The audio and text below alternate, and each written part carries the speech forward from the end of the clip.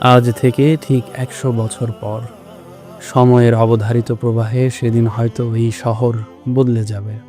বদলে যাবে পছন্দের বাড়িটার বাসিন্দারাও। পরিচয় মুছে যাবে আমাদের যেভাবে গিয়েছে পূর্ববর্তীদের। সেদিন কোনো এক নির্জন প্রান্তে ভেঙে যাওয়া অপরিচিত একটি কবরে পড়ে থাকবো আমি এবং আমার এক জীবনের সকল ব্যস্ততা। প্রশ্ন হলো, সেই কবর কি হবে অন্ধকার গহ্বর, নাকি হবে জান্নাতের সুবাসিত বাগান?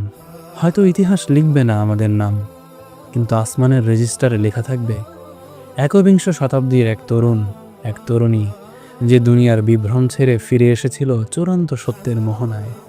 বিশ্বজগতের প্রতিপালক আল্লাহ তাআলার কালামে যে খুঁজে পেয়েছিল দুনিয়ার প্রকৃত স্বরূপ, জীবনের মূল বাস্তবতা।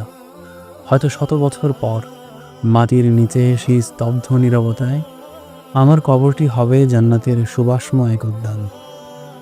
কারণ আজকের মতো রমাদানের কোনো এক নির্জন রাতের শেষ প্রহরে কত পটেনশিয়াল জান্নাতি ব্যক্তি তো আকাশের দিকে তাকিয়ে বলবে, হে আমার রব, হে বিশ্বজগতের স্রষ্টা, হে আর রহমান। বিভ্রমের সকল পিছুটান ছেড়ে, জুলুমের সকল বলয় ভেঙে আমি ফিরে আসলাম।